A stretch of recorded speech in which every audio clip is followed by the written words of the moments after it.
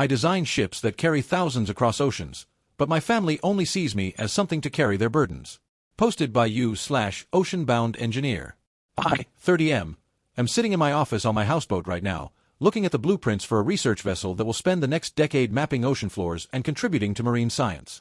I've spent 14 years of my life working toward this. 4 years of engineering school, 2 years of graduate studies, 8 years climbing from junior draftsman to partner at a marine engineering firm. I own my home outright. A 52-foot houseboat that I renovated with my own hands over 3 years, learning systems I didn't specialize in just so I could make it mine. And yesterday, my parents asked me to mortgage it so my brother can have a beach wedding. I need to write this down because I feel like I'm losing my mind. Like maybe I'm the selfish one. Like maybe everything they've said about me my whole life is true. My brother Jake is 26. He works as a personal trainer at a gym about 40 minutes from our parents' house. He's good at it, I'll give him that. He's charismatic, good-looking, knows how to motivate people. My parents have always called him inspiring. They've always said he changes lives. I design ships. You'd think that would count for something. You'd think that spending your career making sure cargo vessels don't sink, that cruise ships can safely carry 4,000 people across the Atlantic, that research vessels can withstand Arctic conditions, you'd think that might register as inspiring somehow. But it never has. Not to them. Growing up, it was always the same pattern. Jake needed new basketball shoes, so we couldn't afford my robotics club fees. Jake needed a car for his senior year, so my college fund got redirected. Jake needed to find himself after dropping out of community college, so my parents couldn't help with my student loans even though they'd promised. I worked 3 jobs during engineering school. I took out loans that took me 7 years to pay off.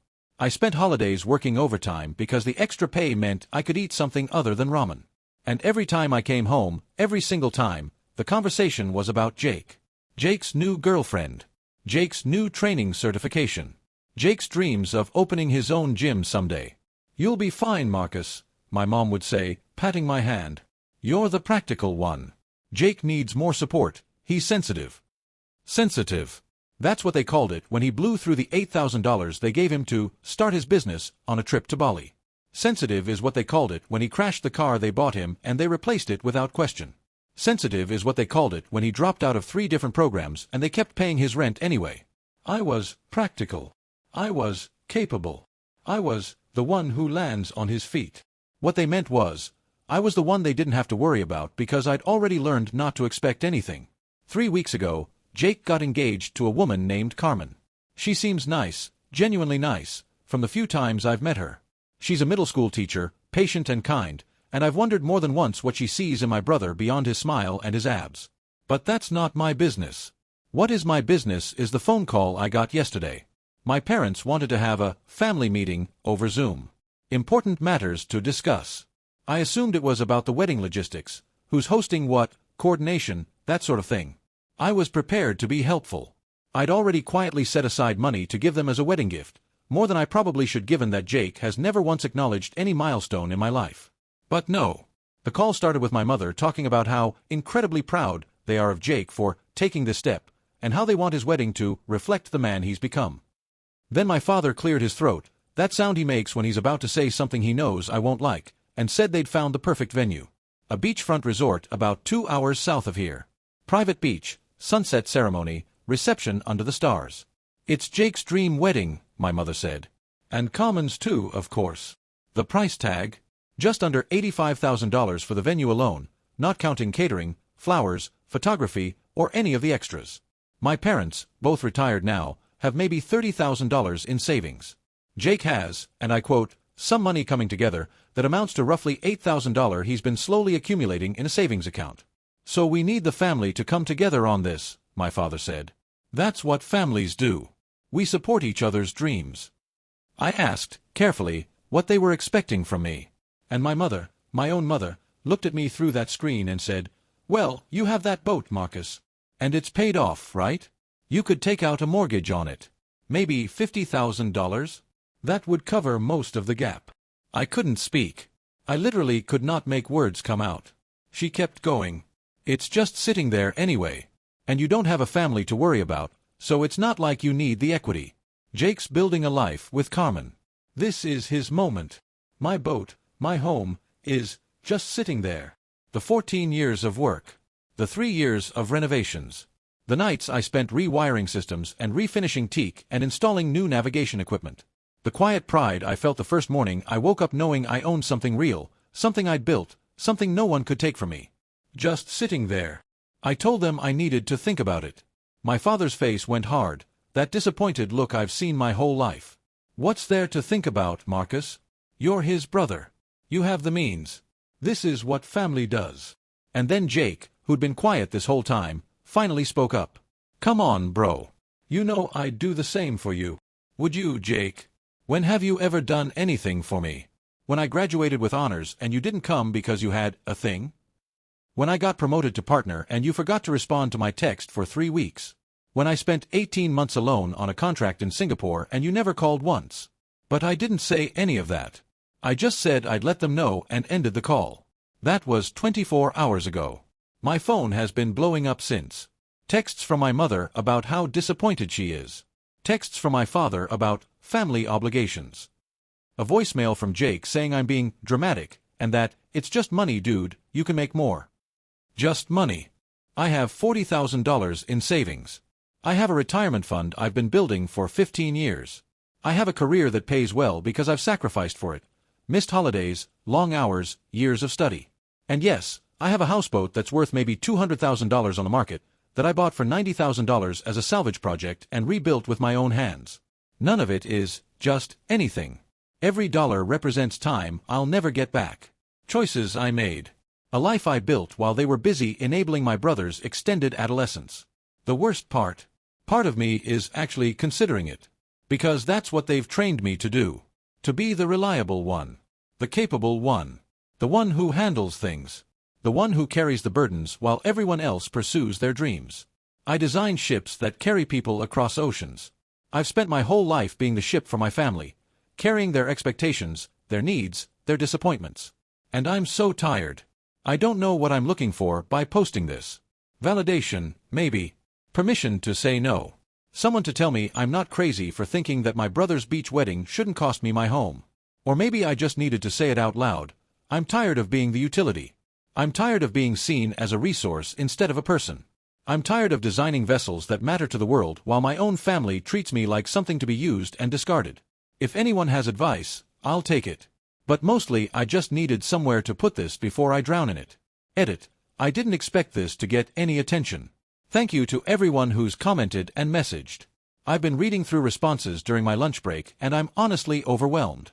Several people have mentioned this sounds like financial abuse patterns and something called the family scapegoat dynamic. I'm looking into it. I also have a meeting with my business partner this afternoon. She noticed I wasn't myself this morning and asked if everything was okay. I might talk to her about it. She's been a mentor to me for years. I'll update if anything changes. Update 1, 2 days later. I need to tell you all what happened in the past 48 hours, because I think it might have changed my life. After I made my original post, I went into my afternoon meeting with my business partner, Linda. She's 58, has been in marine engineering for 35 years, and has essentially been the mentor I never had. She noticed I was distracted during our project review and asked me to stay after. I didn't plan to tell her everything. I'm a private person, comes with the territory of growing up in a family where any vulnerability gets exploited. But something about the way she asked, the genuine concern in her eyes, made me crack. I gave her the short version. Family wants me to mortgage my home for my brother's wedding. I'm struggling with how to respond. She was quiet for a long moment. Then she said, Marcus, can I share something with you? Linda told me about her younger brother.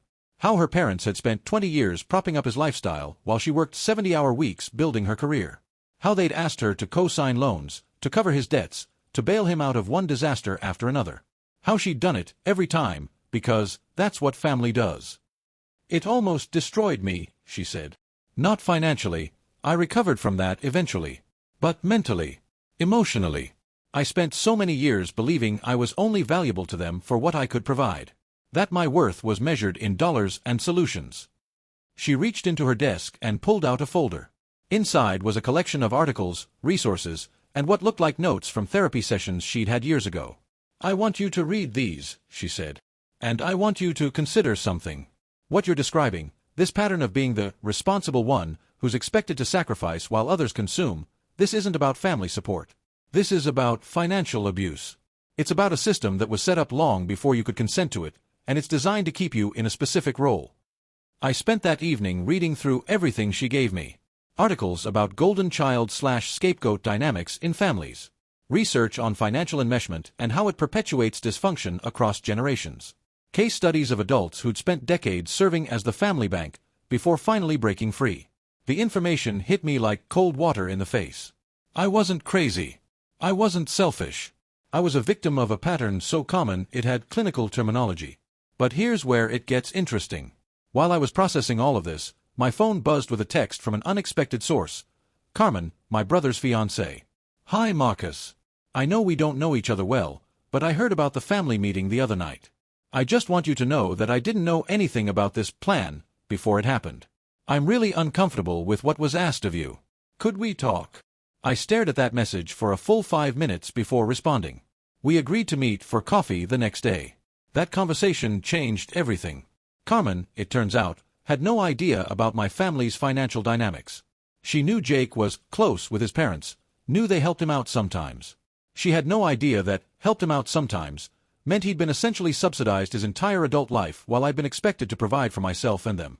She also had no idea about the wedding budget. When my mother had first mentioned the resort, Carmen had assumed it was an aspirational choice they'd scale back from. She'd suggested alternatives, smaller venues, local options, even her aunt's backyard, which has a beautiful garden. Each time, my mother had waved her off with vague reassurances that the family will come together. Carmen hadn't realized that the family coming together meant extracting $50,000 from me. I'm a teacher, she said, stirring her coffee with shaking hands. I have student loans. I've been budgeting for a wedding we can actually afford. And now I find out my future in-laws have been planning to, what? Exploit Jake's brother to fund something none of us can pay for. She asked me about my relationship with Jake. About our childhood. About the family patterns. I told her everything. Not bitterly, I've moved past that, but honestly. The redirected college funds. The missed milestones.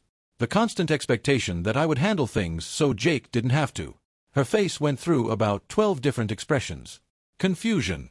Disbelief. Anger. And finally, something that looked like determination. This isn't okay, she said. And I'm not going to be part of a family that operates like this. Jake needs to know the truth about these patterns. We need help processing this. She left that coffee shop with a plan. She was going to insist that she and Jake start couples therapy before the wedding. Not as a condition of the wedding, but as a foundation for their marriage. If they were going to build a life together, she needed to know who she was building it with, and whether he could become the man she believed he could be. I went home and sat on my boat as the sun set over the marina. For the first time in weeks, I felt something other than pressure. I felt hope. To everyone who's commented, messaged, and shared their own stories, thank you. I'm not out of the woods yet. I still have a very difficult conversation ahead of me with my parents. But I'm no longer alone, and I'm no longer uncertain about my own sanity. I'll update when there's more to tell. Update 2, 3 weeks later. 3 weeks have passed, and I need to document what's been happening because it's been the most emotionally complex period of my life. After my coffee meeting with Carmen, things moved fast. She went home and had a long conversation with Jake. According to what she told me later, it didn't go smoothly at first. Jake got defensive. He couldn't understand why she was suddenly questioning his family. He accused her of trying to isolate him. But Carmen is a middle school teacher. She spent years learning how to reach people who don't want to be reached. She didn't attack him, she asked questions. She asked him to describe his childhood compared to mine. She asked him how many times our parents had helped him financially versus how many times he'd helped himself. She asked him what he would do if their future children expected the same treatment. One child supported unconditionally while the other was expected to provide. Jake didn't have good answers. And to his credit, instead of shutting down, he agreed to therapy. The therapist they found specializes in family systems and financial dynamics in relationships. I don't know all the details of their sessions, that's private between them, but Carmen has kept me loosely updated on Jake's progress. The first few sessions were apparently rough. Jake had never been asked to examine his life through this lens before. He genuinely believed that I was just different, more capable, less emotional, better suited to handling difficult things. He'd never considered that I might be just as sensitive as him, just as in need of support, but that I'd simply never been given any. The therapist introduced Jake to concepts like the golden child/scapegoat dynamic, the emotional bank account in families, and how parental favoritism impacts both the favored and unfavored child. Jake learned that his confidence, which he'd always considered a personal strength, had been artificially inflated by never having to face real consequences. And he learned that my independence, which he'd always considered cold or uncaring, was actually a survival mechanism I developed because I'd never had the luxury of depending on anyone. Meanwhile, I had my own conversation to have. I called my parents 2 weeks ago. I was calm. I'd rehearsed what I wanted to say with Linda, who encouraged me to use I statements and avoid getting drawn into defensive arguments. I won't be mortgaging my home, I told them. I won't be providing $50,000 for Jake's wedding. I won't be serving as the family's emergency fund anymore. My mother cried. She called me cruel. She said I was tearing this family apart. My father was quieter but colder. He said I'd shown my true colors, and that he was done wasting his time on someone who couldn't see the value of family. It hurt more than I expected. Even knowing what I know now, even understanding the dynamics at play, some part of me, the little boy who just wanted his parents to be proud of him, felt like he'd been stabbed. But I held the line. I love you both, I said. But I am not a resource to be extracted. I'm a person. And I deserve to be treated like one. When you're ready to have a relationship with me as your son rather than as a service provider, I'll be here. Until then, I need some distance. I haven't spoken to them since. They haven't reached out either. The interesting development is what happened with Jake. For days after my call with my parents, my brother showed up at my marina. I was working on some electrical repairs when I heard footsteps on the dock. I looked up and there he was, same face I'd known my whole life, but something different in his eyes. Something I'd never seen before. Uncertainty. Can we talk? He asked. We sat on the deck of my boat as the sun went down, and Jake told me things I'd waited 30 years to hear. He told me he'd never realized how different our childhoods were. He'd always assumed I was just the smart one who didn't need help. He hadn't understood that every time our parents said yes to him, they were saying no to me. He hadn't seen how the family's resources had been distributed or how expectations had been assigned. Carmen showed me some of your texts with Mom and Dad, he said. The ones from when you were in college. Asking for help. Being told there wasn't money. And then seeing our parents' credit card statements from that same time. How they were paying for my apartment, my car insurance, my gym certifications. I didn't know, Marcus. I swear I didn't know. He was quiet for a long moment. Then he said, I've been a terrible brother. I could have been angry. Part of me wanted to be. But I've spent too long carrying resentment, and I'm tired of the weight. You were a product of the system, I told him. You didn't create it. But now you know. And what matters is what you do next. What he did next surprised me. Jake went home and told Carmen that he was canceling the resort wedding. They couldn't afford it, he wouldn't ask me to fund it, and he wasn't going to let his parents' expectations define the start of his marriage. Our parents, predictably, did not take this well. There were tears. There were accusations. There was a 3-day period where they tried to convince Jake that I had manipulated Carmen against them. But Jake, for maybe the first time in his life, held his ground. Marcus didn't manipulate anyone, he told them. He just finally told the truth. And I'm not going to build my marriage on a foundation of his sacrifice. That's not the man I want to be. I don't know if my parents will ever understand. I don't know if our relationship can be repaired. But for the first time in my life, I have a relationship with my brother that feels real. Next update will be about the wedding itself, which is happening in 2 weeks. It's going to be very different from what was originally planned. And I think it's going to be better. Update 3, the wedding. The wedding happened 3 days ago. I've been waiting to write this update because I wanted time to process everything. I didn't want to write from pure emotion. I wanted to be able to reflect. Jake and Carmen got married on a Saturday afternoon in late October. Not at a beachfront resort with an $85,000 price tag and sunset ceremonies on private sand. They got married on the water, on a rented boat that held 40 guests and cruised around the harbor as the sun went down. I helped plan it. Not financially. Jake insisted on paying for everything himself and Carmen, but logistically. I know boats. I know the harbor. I know what it takes to make something beautiful and safe on the water. So I made some calls, found a captain friend who owed me a favor, and secured a vessel that was perfect for an intimate ceremony. The total cost of the wedding was $12,000. Jake and Carmen paid for it themselves, with some help from Carmen's parents who contributed toward the catering. My parents were not asked for money. Neither was I. Carmen's dress was from a consignment shop, beautiful, vintage, absolutely perfect for her. Jake wore a suit he already owned with a new tie that Carmen had picked out. The flowers were wildflowers that Carmen's students had helped gather as a class project about local ecosystems. The cake was from a bakery owned by one of Carmen's former students' parents, given as a gift. It was the most beautiful wedding I've ever attended. Not because of how much it cost, but because of how much it meant. My parents were there. We hadn't spoken in over a month, but they came. My mother cried during the ceremony, whether from joy, grief, or some complicated mixture of both, I couldn't tell. My father sat stiffly, uncomfortable, clearly unsure how to navigate this new family landscape. We exchanged brief, polite words. We're not enemies. But we're not close either. I think we all understand that something fundamental has shifted, and it will take time, maybe years, maybe forever, to find our new equilibrium. But here's the part one need to write about. The part that made me cry in front of 40 people and didn't care who saw. After dinner, Jake stood up to give a speech. I expected the usual wedding fare, jokes about married life, sweet words about Carmen, thanks to the parents. But Jake looked directly at me, his eyes already red. I need to say something about my brother, he said. The room went quiet. Most of you know Marcus as the guy who designs ships. The engineer. The smart one. But I need to tell you who he really is to me. Jake's voice cracked, but he pushed through. Growing up, I was given everything. I didn't earn it. I didn't work for it. And I didn't even realize what it cost my brother for me to have it so easy. Marcus worked 3 jobs in college while I had my apartment paid for. Marcus built his career from nothing while I floated from one thing to the next with a safety net. Marcus became a man while I stayed a boy pretending to be one. He wiped his eyes. A few months ago, my family asked Marcus to mortgage his home, the home he built with his own hands, to pay for a wedding I hadn't earned and couldn't afford.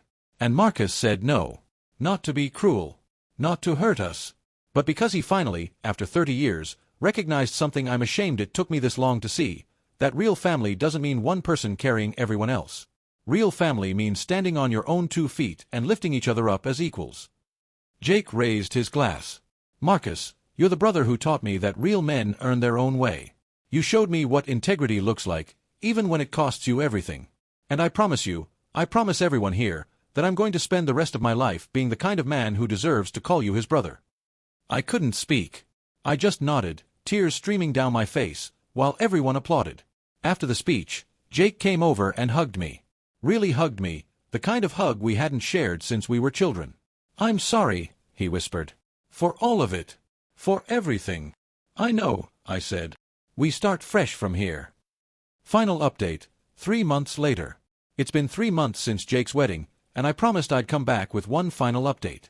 Things have changed. Not dramatically, not overnight, but steadily and meaningfully. Let me walk you through where everyone stands now. Jake and Carmen, they're doing well. Really well. The therapy they started before the wedding has continued, not because they have major problems, but because they want to build something intentional. Jake has taken on extra clients at the gym and is saving seriously for the first time in his life. He told me last week that he wants to open his own small training studio within 5 years, and he's doing it right this time. Business plan, savings goal, no family bailouts. Carmen is proud of him. So am I. My parents. This is the complicated part. My mother reached out about 6 weeks ago with a long email. It wasn't quite an apology, more of an explanation. She talked about her own childhood, her own parents' financial chaos, her belief that money was how you showed love. She admitted she'd always been harder on me because I could take it. She said she was starting to understand how harmful that had been. We've had 2 phone calls since then. They've been awkward, stilted, but not hostile. We're not back to normal, I don't think we ever will be, but there's a crack in the wall. My father has been slower to come around. I think his pride is more entrenched. But he sent me a text last week that just said, "Proud of the boat work you did for the wedding. Good craftsmanship." From him, that's a lot. Jake and me, this is the part that still surprises me. After the wedding, Jake started asking questions about my work. Real questions, not polite small talk. He wanted to understand what marine engineering actually involved, what my days looked like, what I was building. 3 weeks ago, he came to me with an idea. His gym has been offering outdoor fitness programs, training sessions on beaches, in parks, that kind of thing.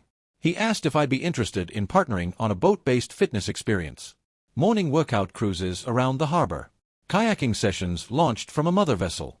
Sunset yoga on the water. It's a small idea. Probably won't make much money at first. But we're developing it together. Him handling the fitness programming, me handling the maritime logistics. We meet every Sunday to work on it. We talk about business plans and liability insurance and marketing strategies. But mostly we talk about our childhood, about our parents, about who we were and who we're becoming. We're building something I never thought we'd have, a real brotherly friendship. Me, I'm different now. Not fundamentally. I'm still the quiet engineer who likes his houseboat and his blueprints and his solitude. But I no longer carry the same weight. I no longer feel like my value is measured only in what I can provide for others. I've started therapy of my own, working through the decades of conditioning that taught me my worth was conditional on my usefulness. It's slow work, but it's good work. And my houseboat, it's still here, still mine, still paid off. I wake up every morning in a home I built with my own hands, and no one is asking me to give it up. To everyone who followed this story, who messaged me with support, who shared their own experiences with family financial abuse, thank you. You helped me see what I couldn't see on my own. You gave me permission to set boundaries I didn't know I was allowed to have. I designed ships that carry people across oceans. But for 30 years, I was carrying a weight that was never mine to bear. That ends now. I'm not the family utility anymore. I'm just Marcus. And that's finally enough. Edit. Several people have asked about the boat-based fitness business. We're calling it Harbor Strength. Jake designed the logo. It's actually pretty good. If this somehow works out, maybe I'll update again. But for now, I'm just grateful for the brother I finally have and the life I've finally claimed as my own. Thank you all. Signing off.